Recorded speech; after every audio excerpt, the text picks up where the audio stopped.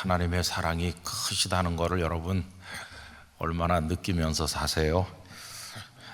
생생하게 매일매일의 삶 속에서 하나님의 그 사랑을 우리가 느껴가면서 감사하면서 살아가게 되기를 바랍니다. 참 얼마나 놀라운 사랑인지 말할 수가 없죠. 그 하나님께서는 이제 그 사랑으로 우리를 어떻게 대하시느냐 하면은 그냥 우리를 처음 만나셨을 때, 다시 말하면 우리가 하나님의 부르심을 받았을 때 그 모습 그대로 내버려 두시지 아니하시고 사랑하시기 때문에 우리를 바꿔주십니다. 바꿔주셔요. 그러니까 엄마가 아이를 사랑하기 때문에 외출했던 엄마가 저녁 때 집에 돌아오는데 골목에서 아들 녀석을 만났는데 그 아들 녀석이 그냥 험하게 아이들하고 놀아가지고 얼굴도 꼬질꼬질하고 그리고 뭐 코도 나고 손도 막 그냥 더럽고 옷에도 흙이 묻고 그러면 엄마가 그냥 본대로 놔두지 않습니다. 엄마는 그 녀석을 데리고 집에 들어와서 깨끗이 씻기고 그리고 다 옷을 갈아입혀서 깨끗하게 바꿔주잖아요. 그 왜 그렇게 하느냐 하면은 사랑하기 때문이죠. 지나가는 사람은 그 아이가 뭐 손이 더럽든 옷이 뭐 더러워졌든 아이 그 저 녀석 더럽네 그리고는 가버립니다. 왜냐하면 이 아이를 사랑하지 않기 때문이죠. 그런데 엄마는 그 아이를 끔찍이 사랑하기 때문에 더러운 채로 놔두질 않으세요. 여러분, 하나님께서 우리를 사랑하시기 때문에 망가진 채로 무너진 채로 더럽혀진 채로 우리들을 놔두시는 하나님이 아니십니다. 그래서 하나님께서는 우리를 바꿔주시는데 죄로 인해서 한없이 더럽던 우리를 예수님의 보혈로 깨끗하게 씻겨주시는 거예요. 그래서 정결한 하나님의 자녀가 되게 하여 주시고 엄마가 씻기고 새 옷을 깨끗한 옷을 갈아입혀 주시는 것처럼 하나님께서는 우리에게 성도의 세마포를 입혀 주시는 겁니다. 이 바꿔주시는 하나님, 그래서 그 하나님의 사랑이 그렇게 표현되는데 우리 기독교를 뭐라고 말하냐 하면은 바뀌어지는 종교라고 말해요. 이걸 흔히 쓰는 말로 하면 변화의 종교 이렇게 사람들이 부르죠. 여러분, 하나님을 바르게 만나면 하나님께서는 우리를 변화시켜 주십니다. 정결하게 만드시고 새롭게 만드시는 거예요. 어렵고 힘든 사람들도 하나님을 굳건하게 믿고 의지하면 하나님께서 복을 주시는 거예요. 이제는 우리 한국교회 유명한 이야기 중에 한 토막이 되고 있는데 김응선 장로님이라는 분이 계셨습니다. 이분은 전라남도 순천에서 이제 살던 분이신데 아주 신실하게 신앙생활했어요. 그런데 굉장히 가난했다고 합니다. 근데 신실하니까 교회에서 성도님들이 이분은 장로님이 되셔야 된다. 그래갖고 장로님이 됐어요. 근데 이제 차례차례 장로님들께서 기도를 이제 맡아서 하는데 어느 날 이분이 주일날 교회 갔지만 기도를 할 수 없었습니다. 왜 그러냐 하면은 목사님께서 장로님 미안한데요, 장로님 복장이 기도할 준비가 안 됐네요.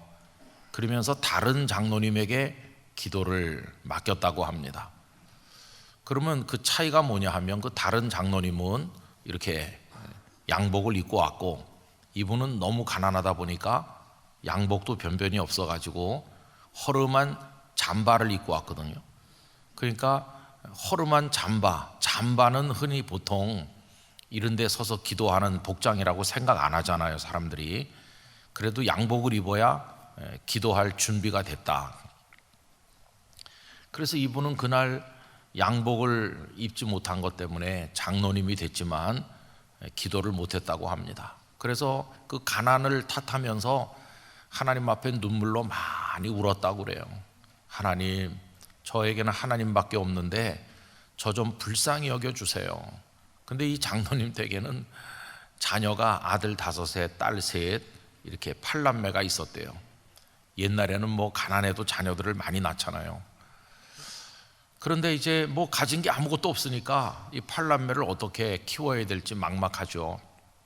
그래서 이분은, 하나님은 가난도 물리쳐 주시고 이 밑바닥에 있는 우리들도 이렇게 세워 주실 줄 믿습니다.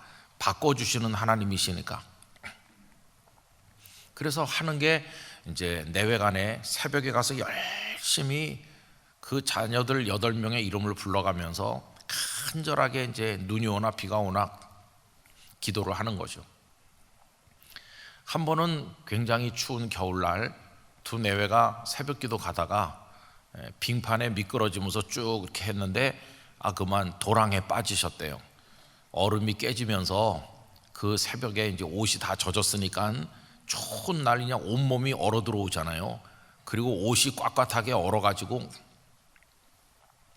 그래 옷을 갈아입으려고 집에 오는데 그 자녀들이 깨서 일어나가지고 울면서 아버지 엄마 오늘은 교회 가지 말라고, 이렇게 얼음물에 빠져가지고 엉망인데 오늘은 가지 마세요 이래도 그 장로님은 옷을 갈아입으시고 내가 하나님 앞에 가서 기도해야 된다, 그리고 너희들을 위해서 매일같이 기도한다, 그리고 가셨다고 그래요.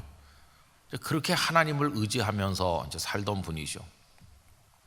이 장로님은 1993년에 하늘나라로 가셨습니다. 그리고 그 장로님이 그렇게 기도했던 팔남매가 어떻게 됐을까? 여러분, 팔남매가 다 하나님을 잘 믿는 거예요.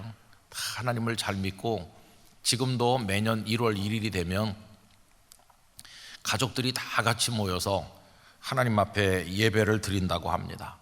근데 그 모이는 후손이 120명이 넘는다고 그래요. 다 후손이 번성해 가지고 이제 자녀들이 많이 태어나서, 그래서 그 가문의 그 가훈이 뭐냐 하면 심은대로 거두리라. 그 말씀을 따라서 기도를 심으면 하나님께서 그 기도에 응답을 주시고, 선한 삶을 심으면 하나님께서 그 열매를 주신다. 그래서 하여튼 믿음을 따라 하나님만 바라보며 살자, 이렇게 한다고 그래요. 근데 제가 이제 그 어떤 곳에서 보니까요, 그 장로님이 그렇게 아들 5을 위해서 기도하고 따님 3분을 위해 기도했는데, 큰 아드님은 순천 동부교회 장로가 되셨고, 순천에 있는 그 유명한 기독교 학교 매산 학교의 교장 선생님이 되셨답니다. 또 둘째 아드님도 장로가 되시고 서울 복음교회 그리고 명보기업이라는 회사를 운영하고 계시다고 그래요. 셋째 아드님은 장안교회라는 데를 다니는데 유성 TS 회장이라고 합니다. 넷째 아들은 인천제일교회 장로님이신데 14대 15대 국회의원을 지내셨다고 그래요. 그리고 5번째 아들은 할렐루야 교회 장로님이신데 국정원장을 지내고, 김승규 국정원장이라고 계셨죠.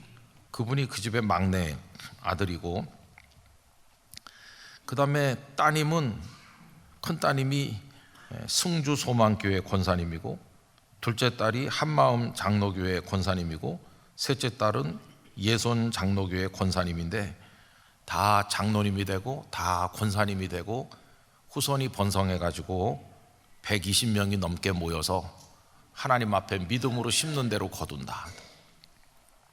5대째 믿는 가문이 됐다고 그래요. 여러분, 참 아름다운 이야기 한 토막 아닙니까? 아마 우리 영락교회에도 이런 복을 받은 가문들이 많이 계실 거라고 생각해요. 저도 그런 거룩한 욕심이라고 할까? 우리 영락교회 성도들이 그런 거룩한 욕심은 괜찮아요. 그런 거 다 가지시게 되기를 바랍니다. 그리고 기도하기를 바랍니다. 좀 자녀를 많이 낳아야 되겠다, 그런 생각이 들기도 하죠. 어쨌든 하나님께서는 그냥 내버려 두시는 분이 아니시고 간절히 하나님을 신뢰하면 하나님께서 이렇게 바꿔주시는 거예요. 사실 다윗 같은 사람도 보면은 그냥 뭐 천덕꾸러기 비슷하잖아요. 베들레헴에 철없는 그냥 양치기 소년처럼 형님들도 뭐 별로 그렇게 막내 동생을 대단하게 생각하지 않았고 이 녀석 그러면서 그냥 막내로 그렇게 컸겠죠. 그런데 하나님께서는 그냥 그렇게 내버려 두질 않으셨어요. 그를 사랑하셨기 때문에 그를 존귀한 이스라엘의 왕이 되게 하셨어요.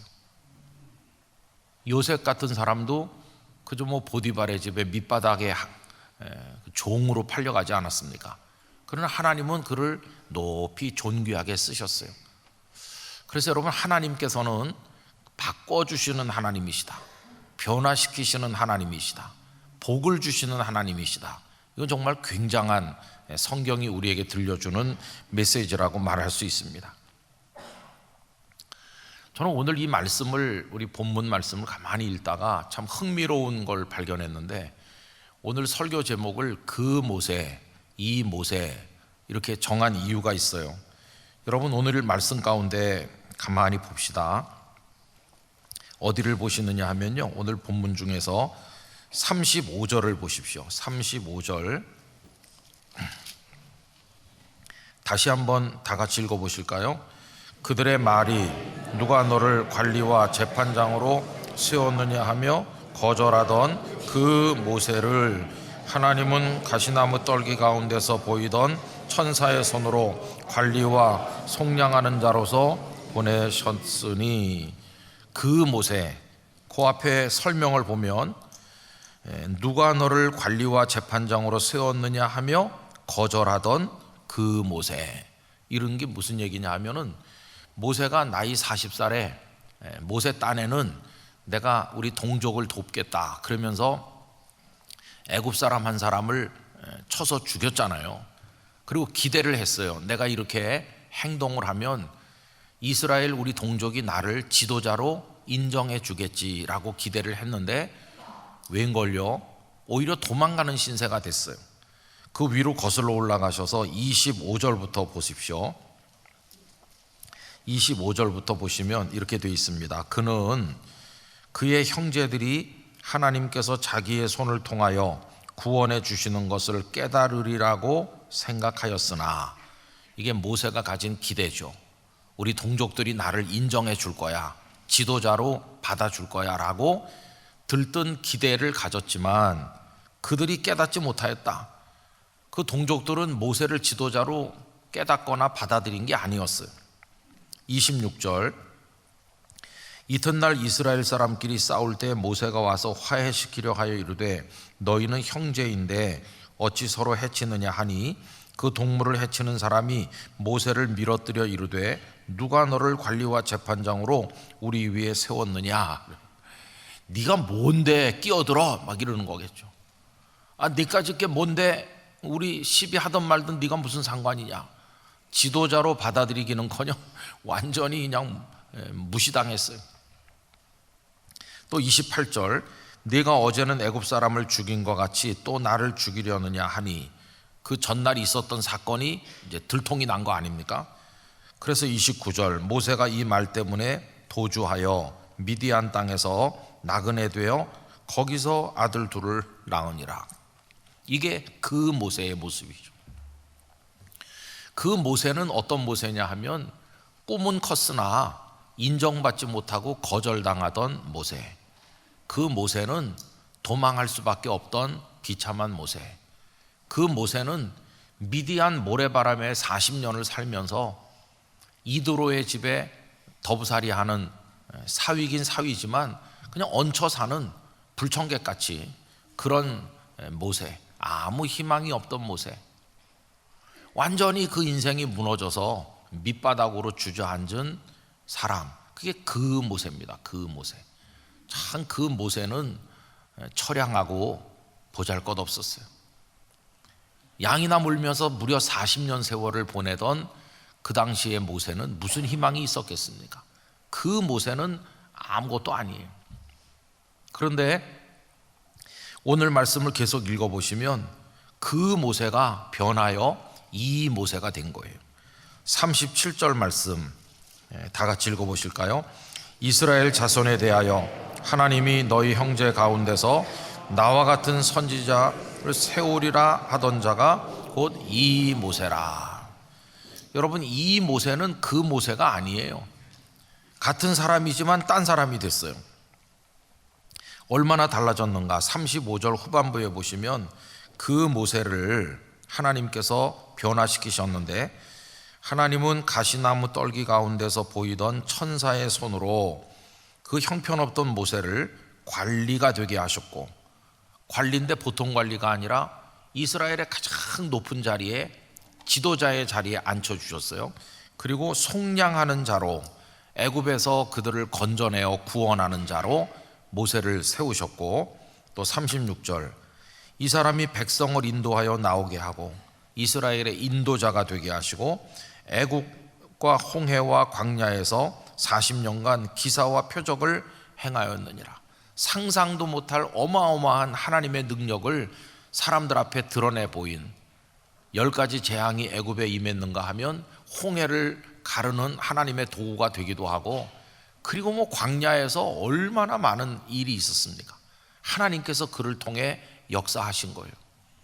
그렇게 거절당하고 미디안 광야에 가서 희망 없는 인생을 살던 그 모세를 하나님은 이렇게 바꾸셔서 이 모세가 되게 하셨고, 그가 우리들에게 나와 같은 선지자 하나를 하나님이 일으키실 것이다, 그렇게 말하지 않았느냐? 이 모세가 우리의 지도자가 아니냐? 그래서 여러분, 그 모세가 변하여 이 모세가 된 거예요. 이게 하나님이 이루시는 엄청난 일이죠. 아주 신실하고 하나님을 잘 믿는 어떤 성도, 가만히 그 스토리를 이렇게 캐서 들어가 보면, 아, 이분이 그런 사람이었어요? 이렇게 묻는 경우가 많아요. 그런 사람이라는 게 무슨 뜻입니까? 막 형편없게 살던 사람인데 믿어지지 않는데요. 아, 이렇게 신실하고 훌륭한 분이 그런 일을 한 사람이에요? 안 믿죠? 그런데 변한 거예요. 변해서 놀라운 사람이 되는 거죠. 저는 하나님께서 우리를 그대로 내버려 두지 않으시고 그 모세를 이 모세 만들듯이, 사울을 바울 만드시듯이 변하여 새 사람이 되게 하시고 버려진 것 같은 밑바닥 인생을 존귀한 인생으로 만들어 주시는 이 하나님의 정말 엄청난 사랑의 손길, 너무너무 멋진 것 같아요. 여러분, 그 하나님의 손 안에서 우리가 다시 빚어 만들어지기를 원합니다. 그리스도 안에 있으면 새로운 피조물이 되는 거예요. 새로운 존재가 되는 거죠. 그래서 오늘 본문은 이제 그 모세가 이 모세 된 거예요. 오늘 오전에 저는 교회 일을 좀 보다가 목양부 장로님, 또 이번에 수고하실 분 또 이렇게 해서 몇 분 해가지고 이번 4월 마지막 주간에 우리 산상 기도에 강사로 와주시는 우리 교회 담임 목사님으로 10년 동안 섬겨주신 이명수 목사님 찾아뵙습니다. 그래서 제가 가서 목사님께 인사를 드렸어요.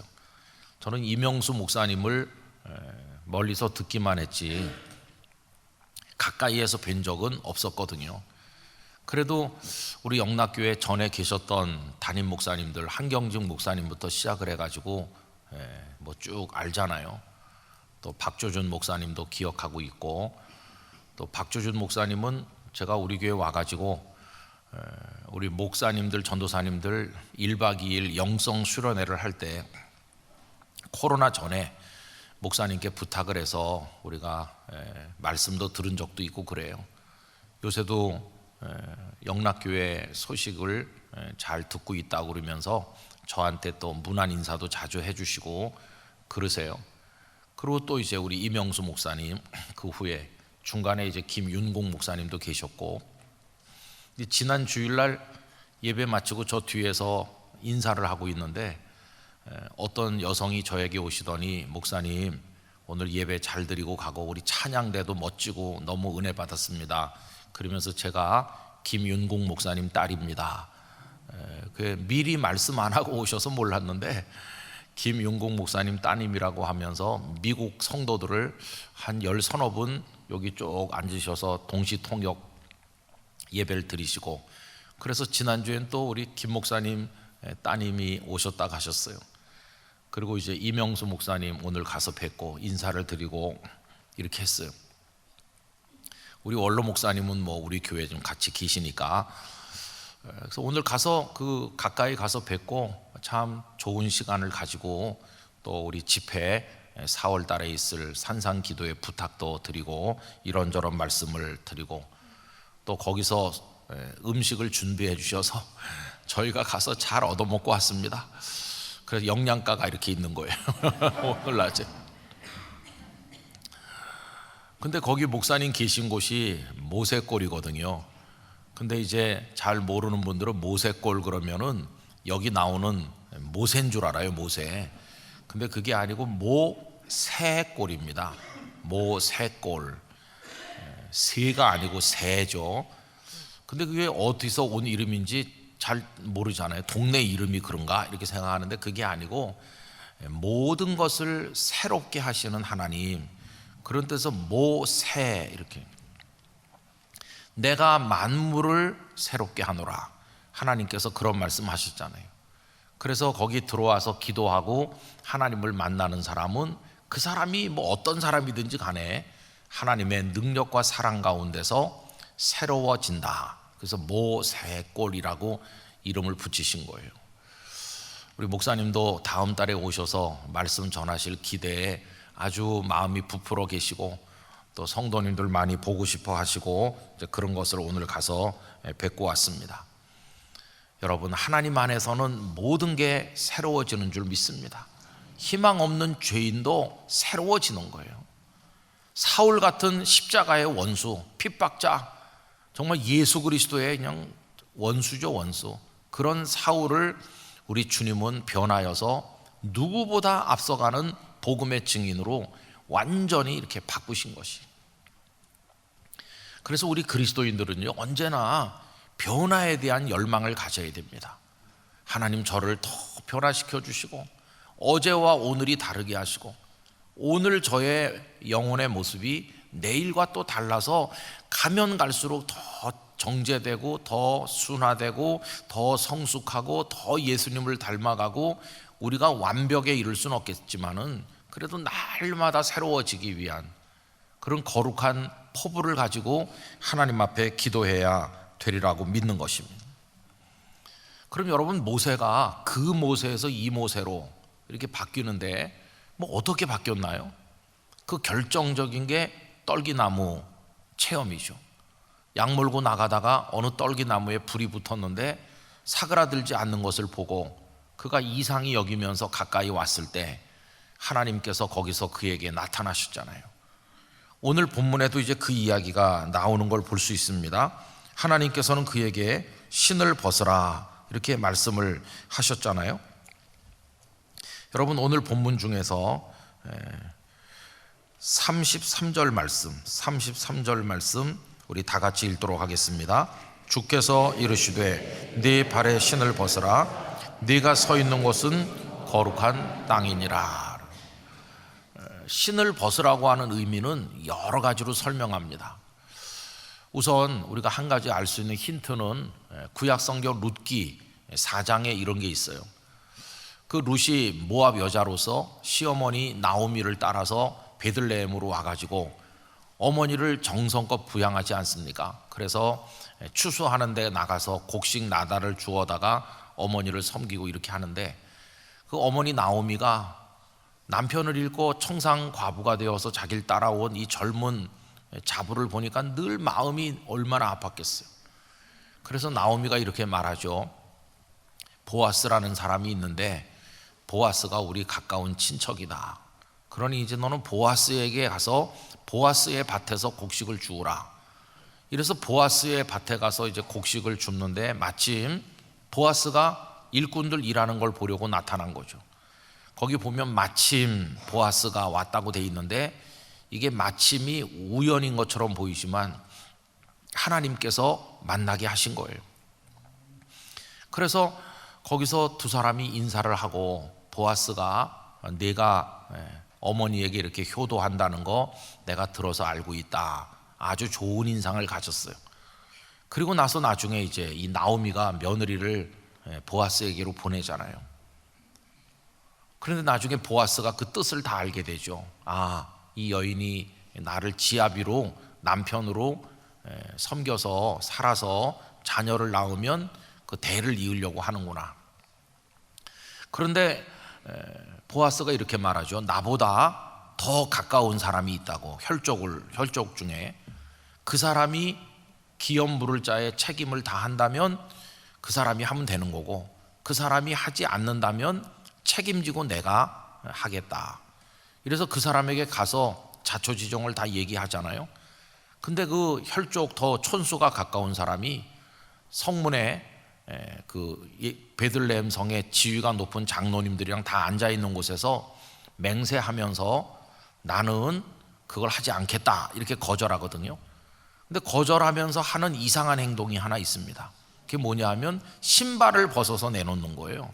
신발을 벗어서 내놓는다는 거는 거기 권리, 그 권리를 내가 포기하겠다 그런 뜻이에요.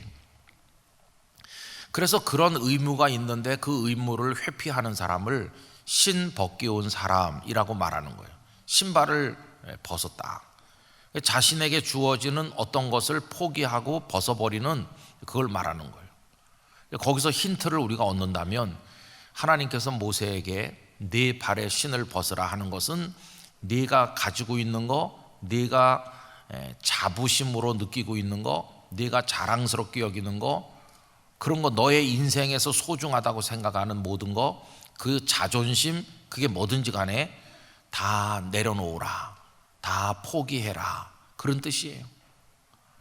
또 옛날에는 보잘것없는 노예들은 다 맨발로 살았습니다. 맨발이라고 하는 거는 비참함의 상징이고 그리고 불종의 상징이었어요. 포로로 잡히면 대번에 화려한 옷부터 벗기고 그 다음에 신발부터 벗기는 거예요. 그러면 허름한 옷을 입고 맨발로 끌려가는 거, 이게 이제 그 비참한 몰락의 상징인데, 하나님께서는 신발을 벗으라는 것은 너는 내 앞에서 밑바닥이 되라, 노예 같은 존재로 내 앞에 서라, 주인 노릇하지 말고 내 앞에 두 손 들고 항복해라 그런 뜻이에요. 여러분, 우리 모두는 하나님 존전에서 신을 벗어야 된다고 믿습니다. 그 앞에서 뭐 내가 이런 사람이고 내가 저런 사람이고 이런 게 아무 소용이 없고요. 하나님, 저는 당신의 노예입니다. 맨발로 서겠습니다. 제게 무슨 권리가 있고 제가 뭐 자랑할 게 있다고 하더라도 다 벗어버리겠습니다. 온전히 당신 앞에 무릎을 꿇습니다. 그러니 당신의 뜻대로 저를 받으시고 저를 새롭게 하여 주시옵소서. 이게 이제 우리가 하나님 앞에 나가는 모습이거든요. 그걸 그대로 보여주신 분이 사도 바울이세요. 빌립보서 3장에서 바울 사도가 당신이 자랑할 만한 게 많다고 그랬잖아요. 그죠? 그 출신 배경으로 보나 뭐 가문으로 보나 배운 지식으로 보나 바울은 자랑할 만한 걸 많이 가진 분이지만 그 모든 것을 다 배설물로 여깁니다. 이게 이제 신발을 벗는 거예요. 다 배설물처럼 여기고 예수 그리스도를 아는 지식이 가장 고상하기 때문에 그냥 다 벗어 던지고 오로지 주님을 붙드는 거예요. 모세가 신을 벗고 하나님 앞에 엎드리는 건 바로 그런 의미가 있는 거예요. 그런 과정을 통해서 그는 새 사람이 된 거예요. 여러분, 오늘날도 그 사람이 어떤 사람이든지 간에 하나님의 사랑의 능력의 손 안에서 변화서 새롭게 되려면 영적 원리는 똑같습니다. 근데 구체적인 환경은 좀 다를 수 있어요. 어떤 사람은 감당하기 어려운 큰 은혜를 경험했을 때 하나님 앞에 엎드러지는 사람이 있어요. 예를 들면 베드로가 그렇죠.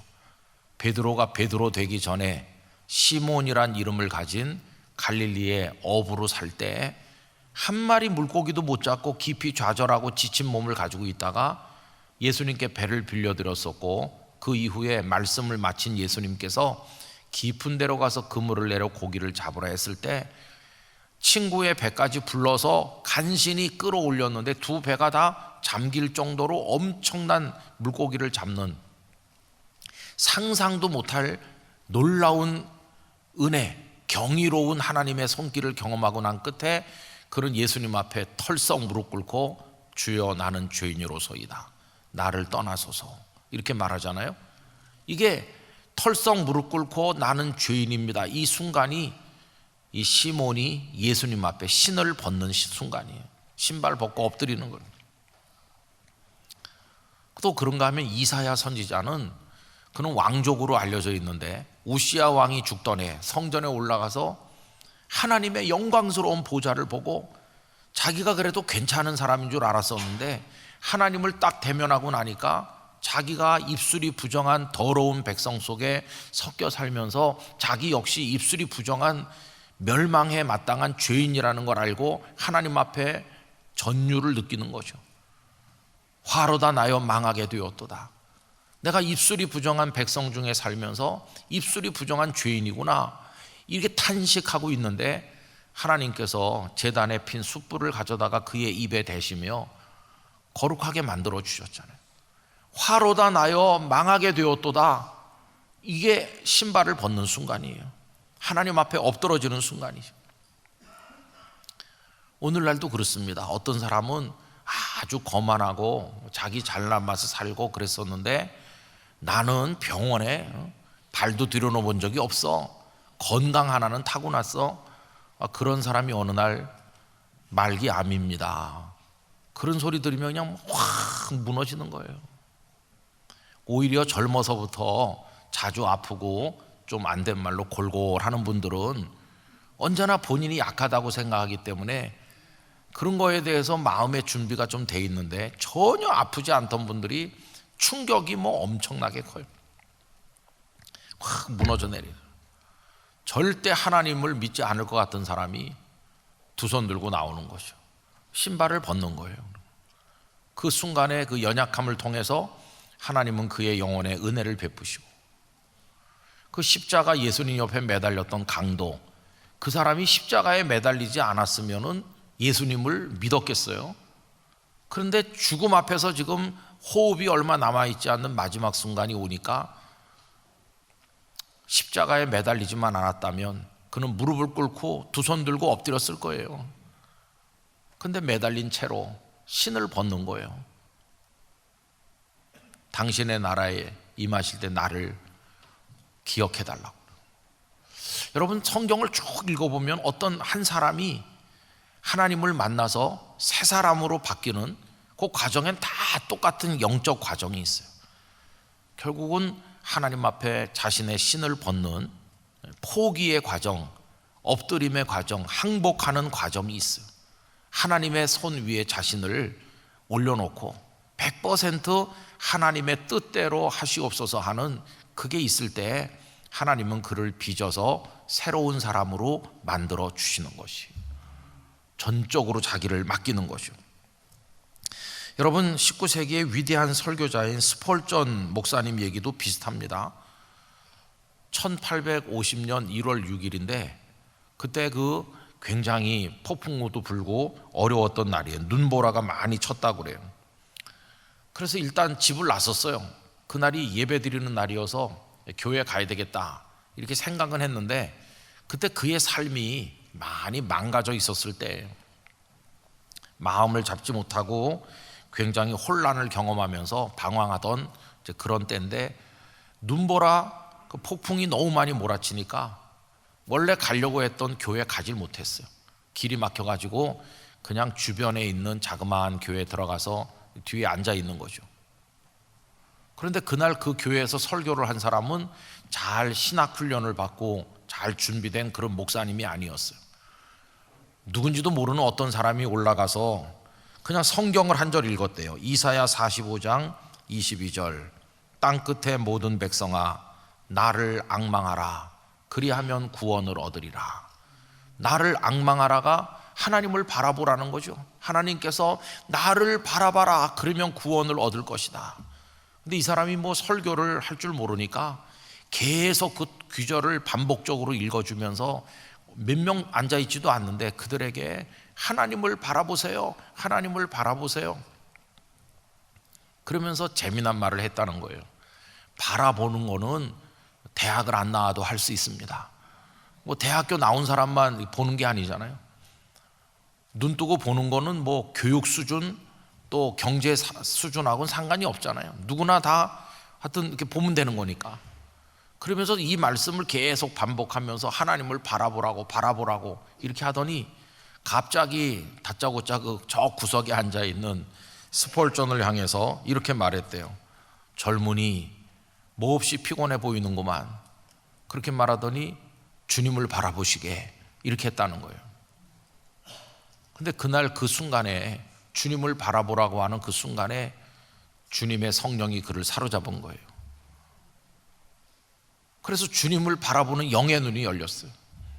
그리고 그는 하나님의 영으로 기름 부음 받고 최고의 설교가가 돼서 얼마나 위대한 사역을 감당했습니다. 그러니까 여러분, 결국 그런 많은 우리 믿음의 선배들, 성경에 있는 분들이나 누구든지 간에 우리를 가만 놔두지 않으시는 하나님의 사랑과 능력의 손에 붙들려서 새로운 사람으로 바뀌어지는 과정은 우리의 신발을 벗는 거예요. 그리고 송두리째 우리를 하나님 앞에 맡기는 것입니다. 그렇게 할 때 하나님은 죄인도 변하여 의인 되게 하시고, 목적지가 없이 방황하던 사람을 갈 곳이 분명한 목적지가 있는 하나님의 사람으로 바꿔주실 것이고, 무의미한 인생의 의미와 가치를 부여해 주실 것이고, 깊이 좌절한 사람에게 용기를 주셔서 일어나게 하실 것이고, 쓸모없어 보이던 사람이 여기 모세처럼 이스라엘 민족의 지도자가 되는 그런 역사를 이루어 주실 줄 믿습니다. 그래서 이 신을 벗는다고 하는 요거는요, 자신을 수련하고 또 영성을 더 추구하는 그런 분들에게 굉장히 중요한 구절로 다가오는데, 우리는 신을 잘 안 벗죠. 신을 안 벗고 더 좋은 신발을 신으려고 하니까 그게 문제잖아요. 요새 다 우리 좋은 신발 신고 있어요. 제가 이제 이런 교회 저런 교회 가서 설교하러 가보면은 우리 영락교회는 신발 신은 채로 강단에 올라오는데, 어떤 교회는 아직도 신발을 벗고 슬리퍼로 올라와요. 그래서 제가 다른 교회 갈 때는 양발에 구멍이 났는지 잘 확인하고 신습니다. 왜 그러냐면은 혹시 신발 벗는 교회인데 제가 신발 벗고 슬리퍼 신다가 빵꾸 난 양발 신고 가면 그거 어떻게 또 손으로 가릴 수도 없고 참 민망하잖아요. 저는 오늘 수요일 저녁에 나온 우리 성도님들이 하나님 앞에 신을 벗는 심정을 가지길 원합니다. 그리고 하나님께서 우리를 변하여 새 사람 되게 만들어 주시고, 초라하고 보잘것없는 우리에게 복을 주시고 아름다운 간증거리를 가지게 하실 줄 믿습니다. 여러분, 또 정말 변해야 될 한 가지 영역이 남아 있어요. 어떤 부분에 변해야 되냐 하면, 교만하고 못되게 살던 우리가 이제는 주님 앞에 두 손 들고 주님의 제자로 고난도 받을 수 있는 사람으로 바뀌어야 된다는 것이 복음을 위해서. 요즘에 우리 특세하는 게 그거니까 여러분 가서 또 오늘 저녁에 경건한 기도와 더불어 평안한 밤을 보내시고 내일 새벽에 이 자리에서 만나기를 원합니다. 주님, 우리를 변화시켜 주시옵소서. 그런 은혜가 있으시기를 간절히 축원합니다. 기도하겠습니다. 거룩하신 아버지 하나님, 하나님은 사랑도 많으시고 능력도 많으신 전능하신 아버지가 되셔서 저희들을 더러운 채로, 무의미하게 사는 채로, 초라한 채로 사탄에게 손가락질 받도록 내버려 두시는 분이 아니심을 믿습니다. 우리를 변화시켜 주셔서 거룩한 의롭다 칭함받은 하나님의 자녀로, 쓰임받는 하나님의 종으로 만드시는 줄로 믿습니다.